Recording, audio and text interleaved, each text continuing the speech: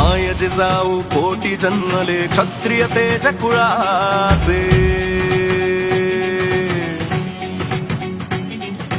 रुबाब भारी नजर करारी राजे साऱ्या जनाचे माय जिजाऊ कोटी जन्मले क्षत्रिय तेज कुळाचे रुबाब भारी नजर करारी राजे साऱ्या जनाचे शत्रूच्या रक्तान माखून तलवार